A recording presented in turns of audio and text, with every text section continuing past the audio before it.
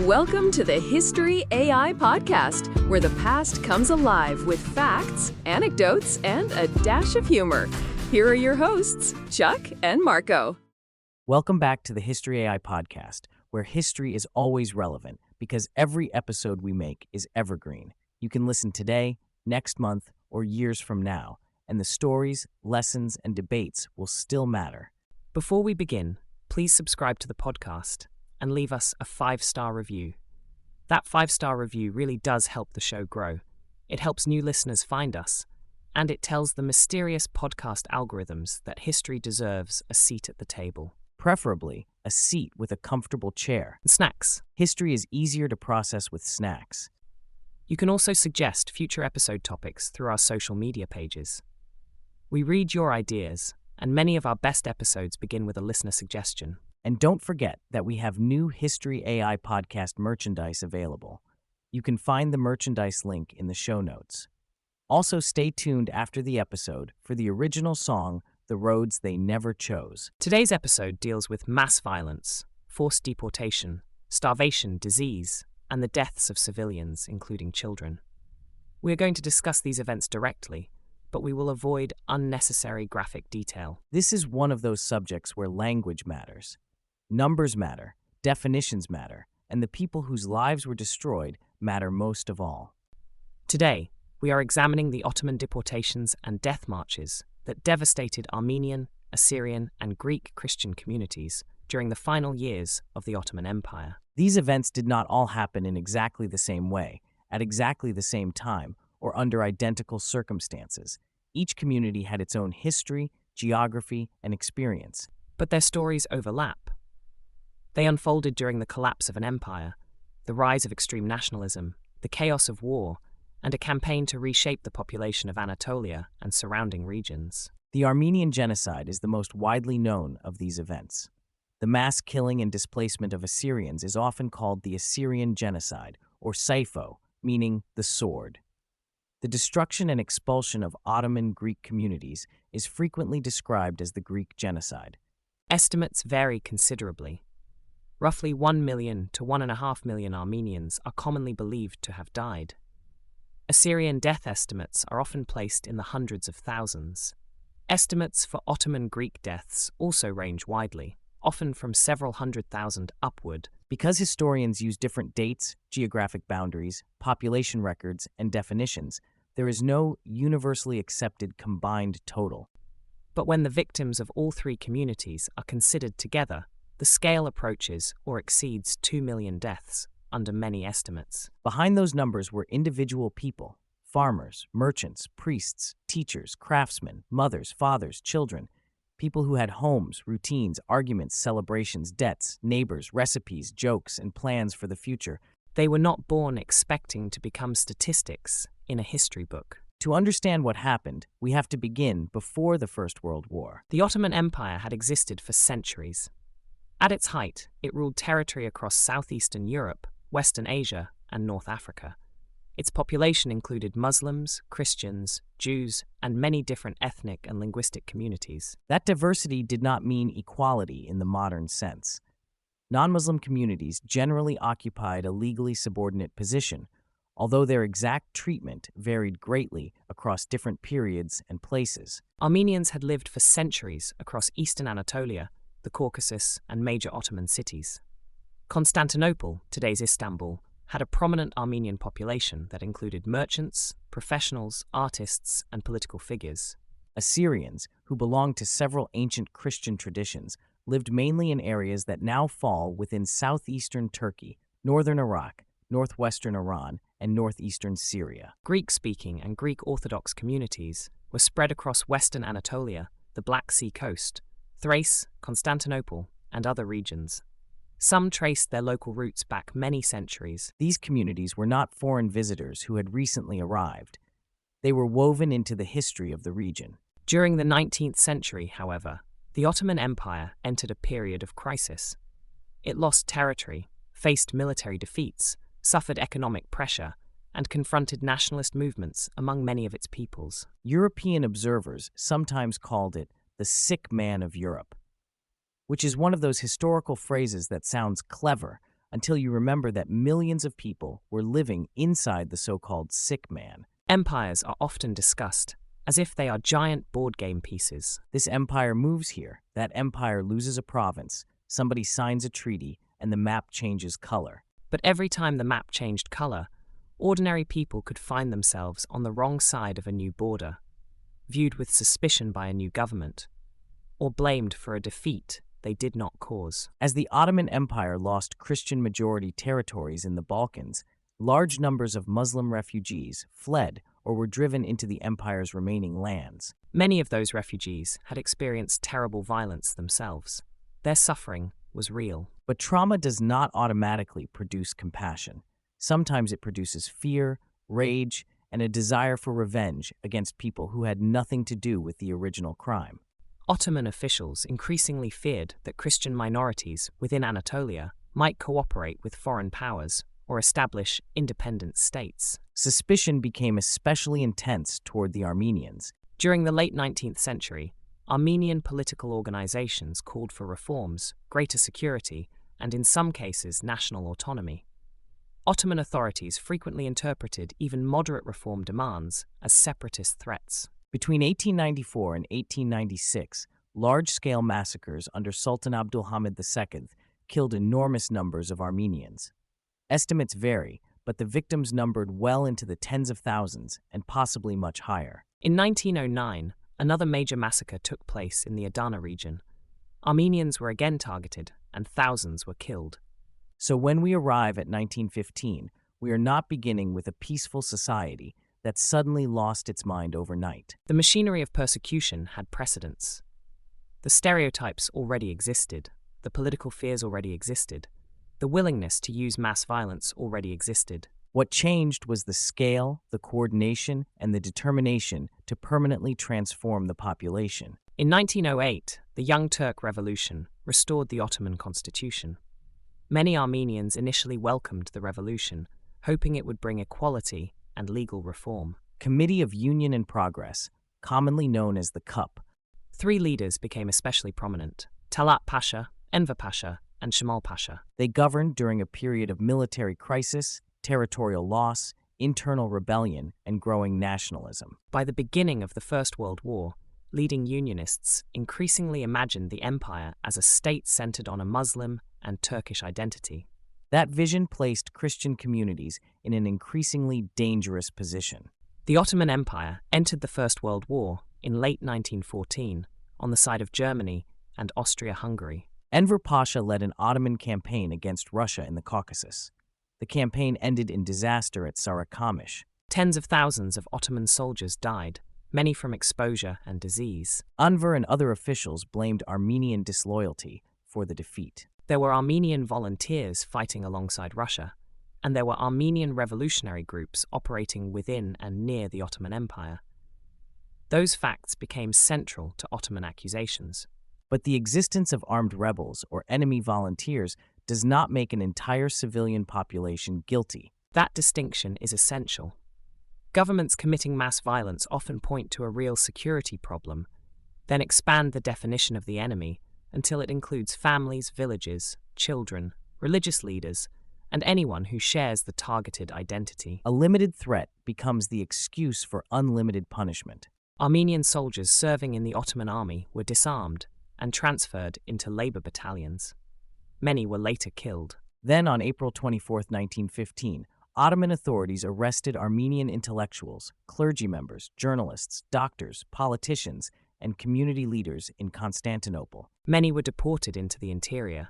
A large number were murdered. April 24th is now commemorated as the beginning of the Armenian Genocide. Removing community leaders served an obvious purpose. It weakened the ability of Armenian communities to organize, communicate, appeal for help, or resist what came next. Deportation orders spread across the empire. Ottoman officials claimed that Armenians were being relocated away from military zones because they posed a security threat. But the deportations were not limited to actual battlefields. They reached communities far from the front and included women, children, elderly people, and civilians with no connection to armed activity. People were given little time to prepare. Families were forced to abandon homes, businesses, farms, churches, schools, possessions, and family property accumulated over generations. Their belongings were often seized, sold, redistributed, or stolen. The deportees were assembled into columns and driven toward the Syrian desert, especially toward areas around Deir ez-Zor. Officials described these movements as resettlement. But many of the routes functioned as death marches. People walked for weeks or months with insufficient food, water, shelter, or medical care. They suffered from starvation, dehydration, disease, exhaustion, exposure, and attacks. Some convoys were assaulted by irregular forces, local tribes, gendarmes, or organized killing units. Deportees were robbed, abducted, raped, and murdered. In some places, local officials followed orders enthusiastically. In other places, officials resisted, delayed, or tried to protect civilians. A few were removed from their positions. Some were punished or killed for refusing to cooperate. Individual Muslims also hid Armenians, adopted orphans, provided food, or helped people escape. Those acts of courage should be remembered. But they should not be used to minimize the larger system. Rescue happened in opposition to the campaign, not because the system was humane. That is an important distinction whenever we talk about mass atrocity. One compassionate official does not erase the policy. One rescued family does not cancel the destruction of thousands of others. Many deportees who reached camps in the Syrian desert found little chance of survival. The camps lacked adequate food, sanitation, and shelter. Starvation was not simply an accidental side effect of wartime transportation problems.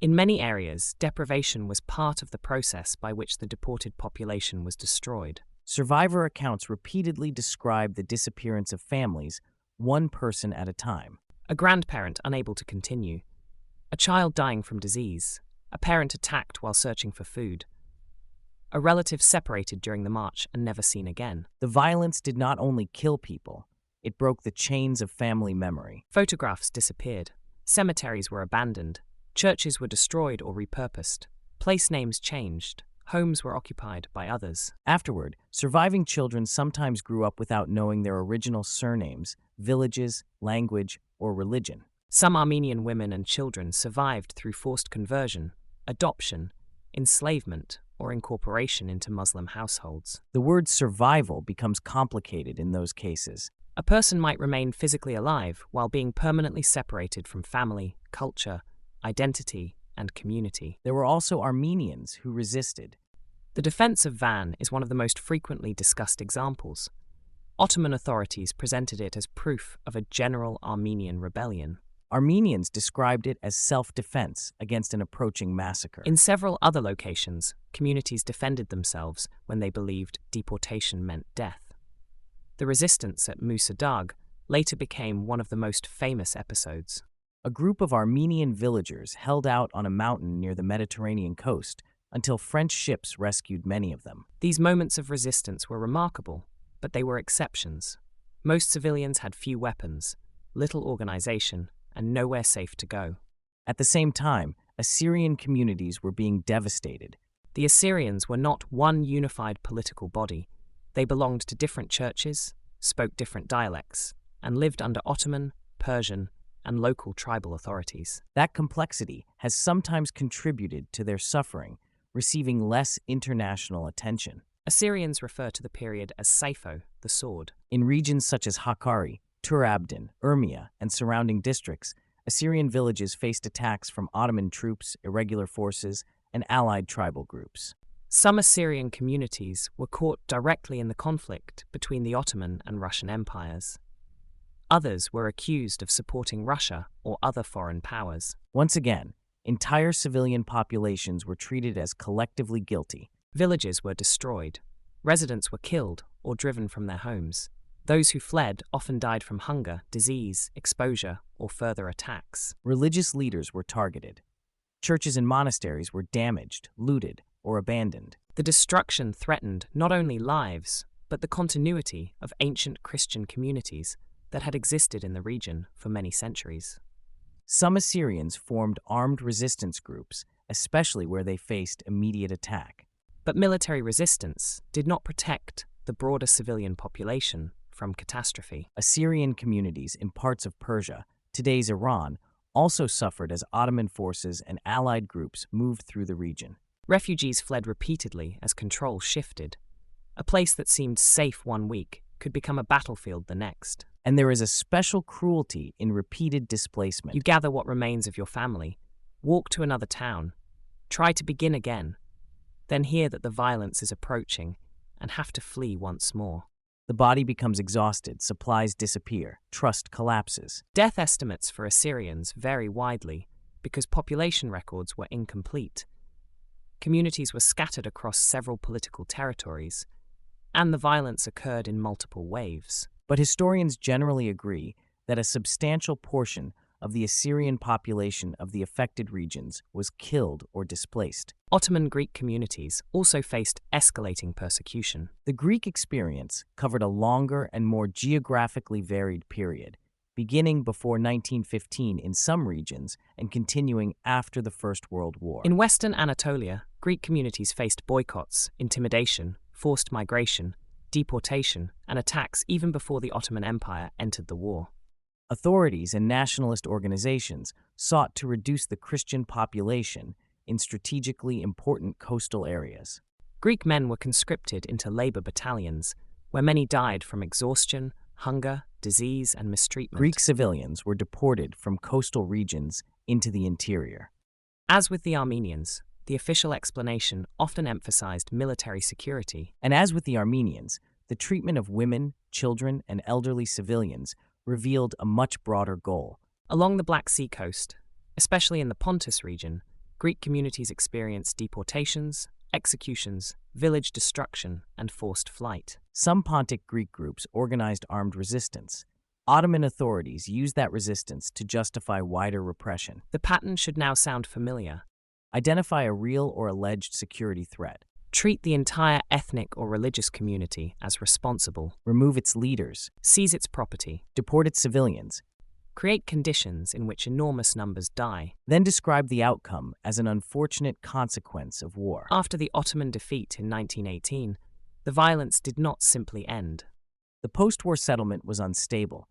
Allied powers occupied parts of the empire. Greek forces landed at Smyrna, today's Izmir, in 1919. The Greek army advanced into Anatolia, and Greek forces also committed atrocities against Muslim civilians. That must be acknowledged clearly. It must.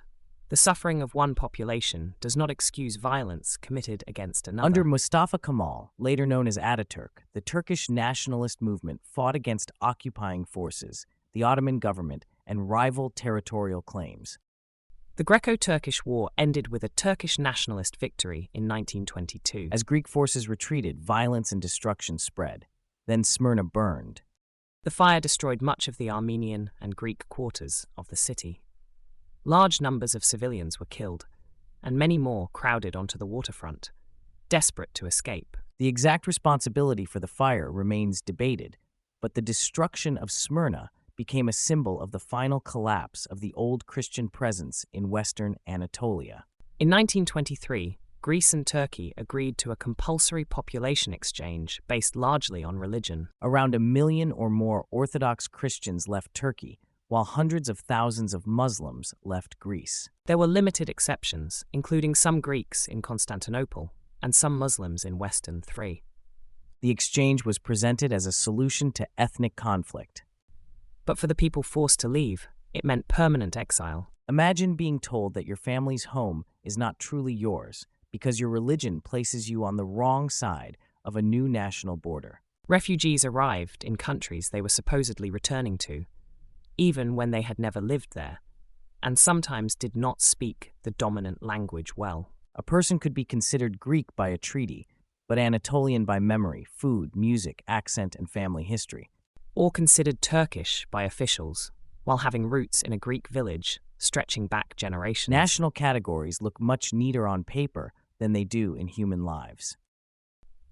We should pause here to address the question of terminology. The Armenian case is recognized as genocide by a large majority of genocide scholars and by many national governments and international bodies. The modern Republic of Turkey rejects the genocide label. It argues that Armenian deaths occurred in the context of civil conflict, wartime relocation, disease, famine, and the broader collapse of the empire.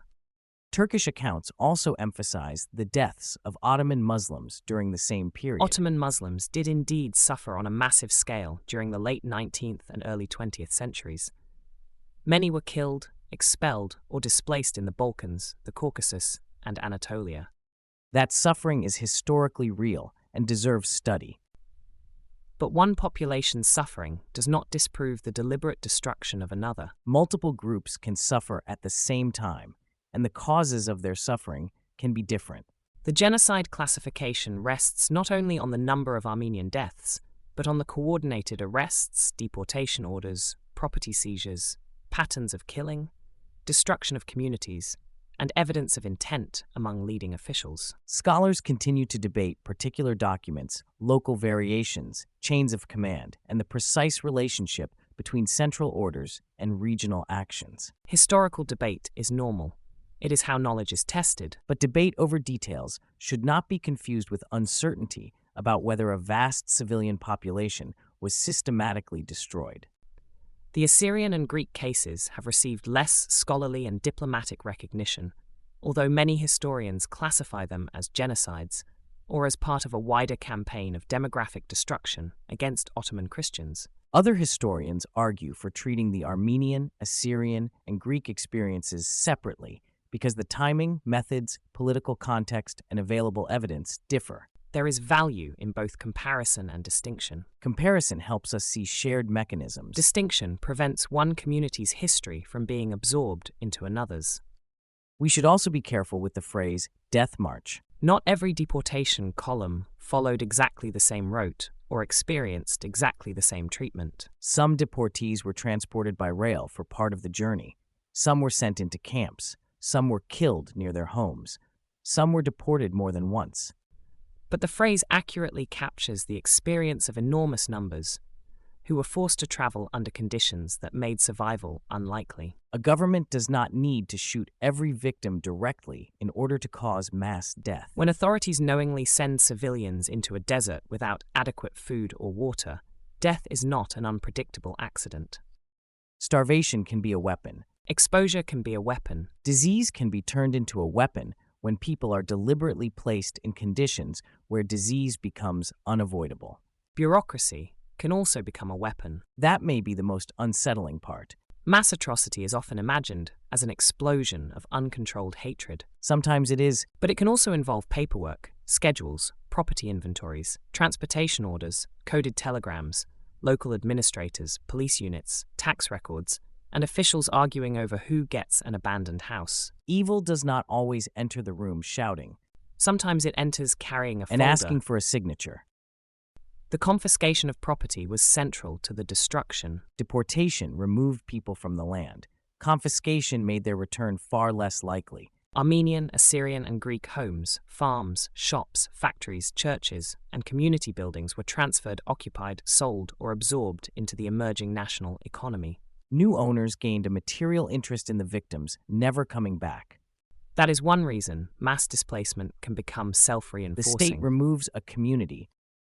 Other people receive its property. Then those beneficiaries may resist any attempt at restitution or public acknowledgement. Memory becomes tied to ownership. Admitting what happened might raise uncomfortable questions. Who lived in this house before us? Who planted these trees? Who built this church? Who owned this store? Where did they go? And why did they never return? After the war, some Ottoman officials were tried by Ottoman military tribunals. Several leading Unionists had already fled the country. Courts convicted some officials for their roles in the deportations and massacres. But the post-war trials were disrupted by political upheaval, occupation, and the Turkish War of Independence. Talat Pasha was assassinated in Berlin in 1921 by Soghomon Tehlirian, an Armenian survivor whose family had been killed. Tehlirian's trial became internationally famous. He admitted the killing but was acquitted. The trial focused public attention on the destruction of the Armenians and raised difficult questions about trauma, revenge, justice, and the failure to punish political leaders responsible for mass killing. Other former Ottoman officials were also targeted during an Armenian campaign known as Operation Nemesis. Vigilante justice is still violence, and it carries its own moral and legal problems. But it emerged in a world where many survivors believed formal justice had failed completely. The aftermath shaped international law. During the First World War, the Allied powers publicly described the Ottoman treatment of Armenians as crimes against humanity and civilization. The phrase crime against humanity would later become central to international law. Raphael Lemkin, the legal scholar who created the word genocide, studied the Armenian case while developing the idea that the destruction of a national, ethnic, racial, or religious group should be recognized as a distinct international crime. Lemkin was deeply troubled by a basic question. Why was it illegal for one person to murder another, but not clearly illegal for a government to attempt to destroy an entire people? The Genocide Convention would not be adopted until after the Holocaust and the Second World War. But the Ottoman destruction of the Armenians became one of the major historical cases informing the concept. Memory developed differently among Armenians, Assyrians, and Greeks. Armenian survivors established communities across the Middle East, Europe, Russia, and the Americas. They built churches, schools, newspapers, charities, political organizations, and cultural institutions. The diaspora became a way to preserve identity after the destruction of historic communities. Assyrians also formed diasporas across the Middle East and later throughout Europe, Australia, and the Americas. Their communities worked to preserve languages, church traditions, and memories of villages that no longer existed in the same form. Greek refugees transformed modern Greece. They brought music, food, commercial networks, dialects, and cultural traditions from Anatolia and the Black Sea. But integration was not always easy. Refugees often faced poverty and discrimination from people who viewed them as outsiders. Which is bitterly ironic. They were expelled for supposedly belonging somewhere else, then treated as strangers when they arrived there. The survivors carried memories that governments often preferred to simplify. National histories tend to divide the past into heroes and villains. Our suffering is remembered. Their suffering is Our minimized. violence was defensive. Their violence proves what they were always like. That pattern is not unique to this history. No, and that is one reason this episode is evergreen. The details belong to a particular place and time, but the mechanisms remain recognizable. A government experiences military Leaders defeat. look for an internal enemy. Propaganda describes a minority as disloyal, dangerous, or biologically incompatible with the nation. Individual guilt is replaced by collective guilt. Emergency policies become Property permanent. is seized. Neighbors are encouraged to remain silent or benefit. Deportation is described as protection, Death is described as an unfortunate side effect. and afterward denial begins. Denial does not always mean claiming that nobody died, It can mean admitting the deaths, but denying responsibility, or blaming the victims. or insisting that everyone suffered equally, so no particular crime can be identified. Or reducing the discussion to a dispute over one document while ignoring the broader pattern. Or demanding impossible certainty about every number before acknowledging anything at all. Historical numbers are often ranges, especially during wars and forced migrations. Records can be destroyed, borders change, families disappear without official The documentation. absence of a perfect number does not mean the absence of a crime. At the same time, accuracy We should matters. resist exaggeration, even when discussing undeniable atrocity. Inflated claims can weaken public understanding and give denialists an opening. So when we say that these campaigns resulted in deaths on the scale of millions across Armenian, Assyrian, and Greek communities, we should also say that estimates vary, The scale is enormous under any responsible estimate. and the moral reality does not depend on selecting the highest possible number. 1 million deaths are not required before persecution becomes worthy of memory. Neither are 100,000. Every destroyed village was a world to the people who lived there. Every family photograph represented relationships that could not be reconstructed after the people in it were gone. There is also a danger in remembering only the moment of death.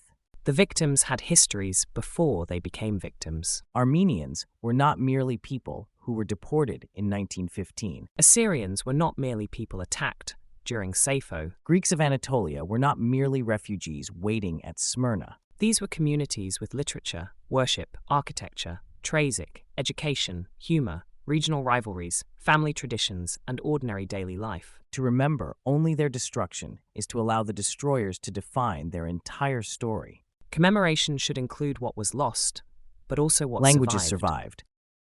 Recipes survived. Songs survived. Religious traditions survived.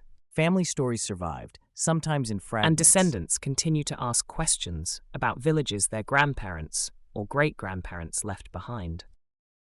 Sometimes the village has a different name now. Sometimes the church is a ruin. Sometimes another family lives in the house. Sometimes there is no visible sign that the community was ever there. But memory leaves its own map. The history also challenges the idea that modern nation-states emerged naturally from ancient unified peoples. Nations often present themselves as if they have always occupied the same land in the reality, same way. Many modern states were created through war, migration, forced assimilation, population exchange, and the drawing of new borders. Homogeneity is frequently not an ancient fact. It is a recent political achievement, and sometimes a violent one. That does not mean every modern citizen is personally responsible for crimes committed before they were born. Collective inherited guilt is not the answer to collective historical denial. People today should not be condemned because of their ethnicity or But nationality. governments and societies do inherit responsibilities.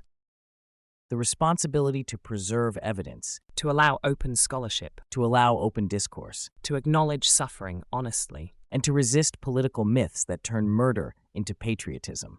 Recognition is not about humiliating living people. It should be about honoring the dead and building a political culture in which similar crimes become less likely.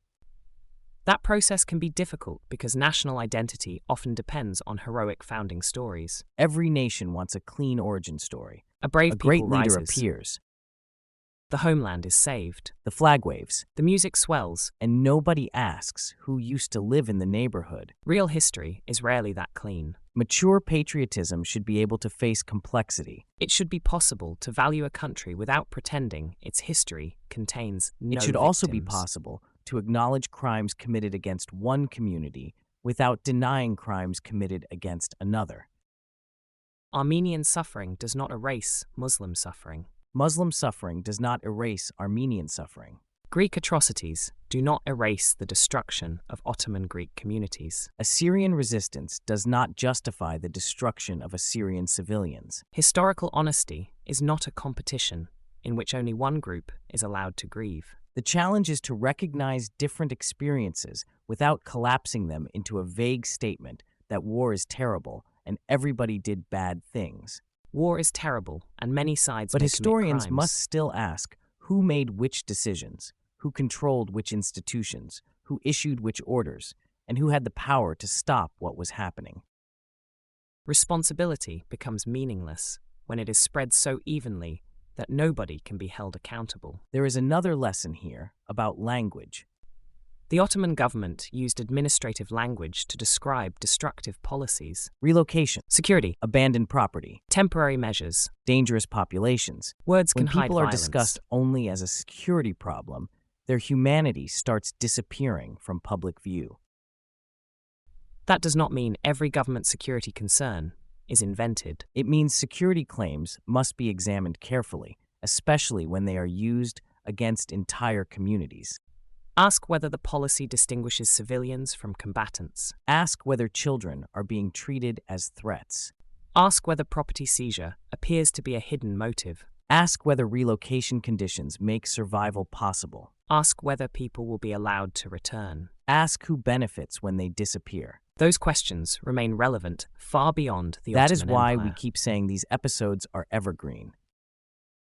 History does not repeat itself with perfect precision. It does not photocopy itself. It rhymes, echoes, mutates, and occasionally shows up wearing a fake mustache. And then acts offended when you recognize it. The details change, but the warning signs can remain familiar. Extreme nationalism, Collective blame, dehumanizing propaganda, property Emergency confiscation, forced movement, the destruction of cultural and the institutions. insistence that the victims caused their own fate. Remembering these events also requires making room for uncertainty. Not uncertainty about whether mass destruction occurred, but uncertainty about particular totals local circumstances, and Responsible individual history stories. is comfortable saying, we do not know the exact number. It is also comfortable saying, the available evidence still leads to a clear conclusion. Those statements are not contradictory. Humility and moral clarity can coexist. So how should we summarize what happened? During the collapse of the Ottoman Empire, especially from 1914 through the early 1920s, Armenian, Assyrian, and Greek Christian communities experienced mass deportation, forced migration, killing, starvation, disease, property confiscation, and cultural destruction. The Armenian campaign was centrally organized and aimed at removing Armenians from much of the empire. The conditions and attacks accompanying deportation destroyed a large portion of the population. Assyrians suffered massacres, village destruction, forced flight, and the loss of ancient communities across a broad and unstable war zone. Ottoman Greeks experienced multiple waves of persecution, labor battalion deaths, deportation, massacre, war, and final expulsion through the population exchange. The histories are connected, The but they are combined not human identical. cost reached an immense scale, with deaths likely approaching or exceeding 2 million under many estimates. Millions more were displaced, dispossessed, assimilated, or permanently separated from ancestral homes. The end of the Ottoman Empire created modern political realities. But those realities were built partly through the removal of populations that had once made Anatolia one of the most religiously and culturally diverse regions Maps became in the simpler. world. Human history became poorer. And the silence afterward became part of the story. For survivors and their descendants, remembrance became a form of resistance. To say the names of lost towns, To preserve a to cook a grandparent's family language. dish, To rebuild a church in a new country. to tell children where the family came from. To insist that people who were removed from the map still belong in history. That may be the most important reason to tell this story, Not to keep hatred alive, not to assign guilt by bloodline. but to challenge disappearance. Mass killing aims to destroy people. Denial aims to destroy the memory that they were destroyed. Historical study stands against both. We remember the Armenians, who were driven from their homes and sent toward the Syrian desert. We remember the Assyrians who called their catastrophe Sayfo. We remember the Greeks of Pontus, Western Anatolia, Smyrna, and other communities uprooted during the empire's final years. We also remember the Muslims who protected threatened neighbors, the officials who refused criminal orders, and the individuals who risked their lives to help others. Their choices remind us that even within systems of violence, people retain moral agency. I was following orders may explain an action.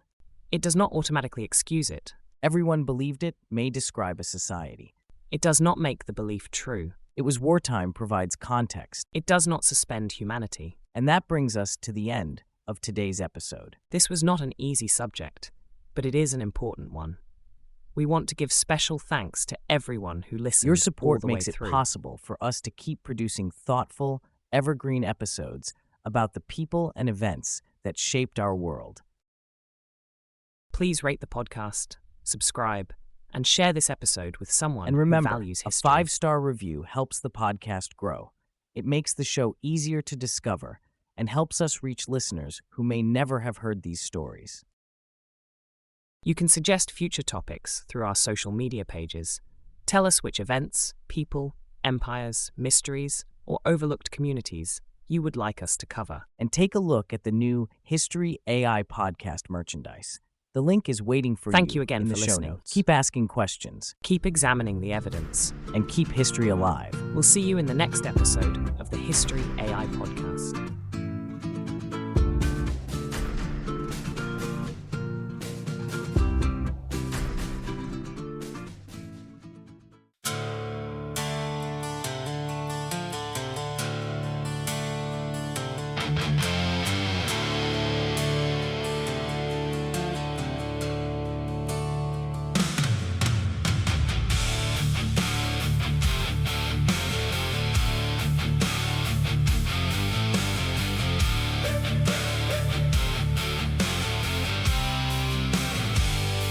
The sun rose cold on Anatolian stone. Families gathered with the clothes they'd sewn. No maps no place to run, only the order beneath the gun. Church bells faded into silent skies. Smoke climbed upward where a village died. Children reached for a father's hand as hope disappeared across the land. Every mile another name, every step another flame. History carved into the dust by fear, by power, by broken trust. Remember the roads they never chose, the endless line where no mercy grows. Armenian hearts, Assyrian prayers, Pontic Greek voices carried on the air. Through burning fields and desert sands, their stories written by trembling hands. Though time keeps turning, the truth remains. Millions were lost on those death march plains.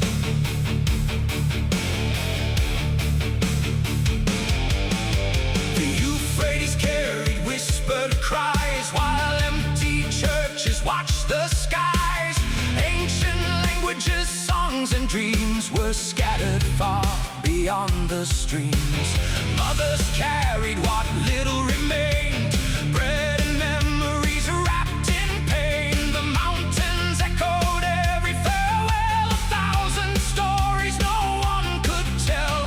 Cities emptied one by one until the silence weighed a ton. The world looked on too slow to see what hatred leaves for history. Remember the roads they never chose, the endless line where no mercy grows. Armenian hearts, Assyrian prayers, Pontic Greek voices carried on the air. Through burning fields and desert sands, their stories written by trembling hands. Though time keeps turning, the truth remains.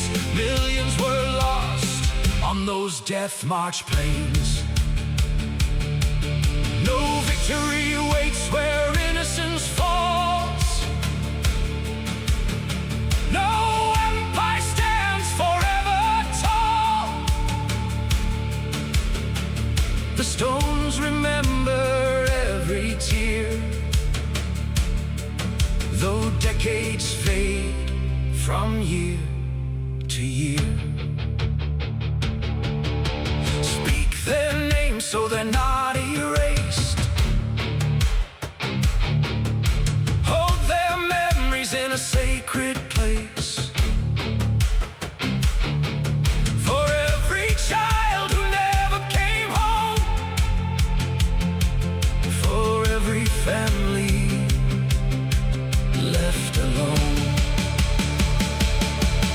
Remember the roads they never chose, where countless souls met endless woes. Armenian hope, Assyrian light, Pontic Greek courage through the darkest night. Let every generation know what hatred can allow to grow.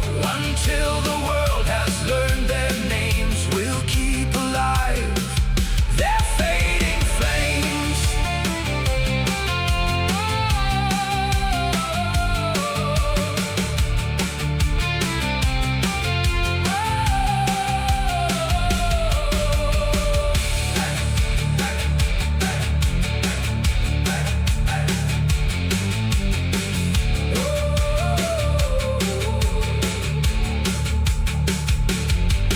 The wind still carries every prayer across the valleys, through the air. Their footsteps echo soft but strong, as long as someone sings this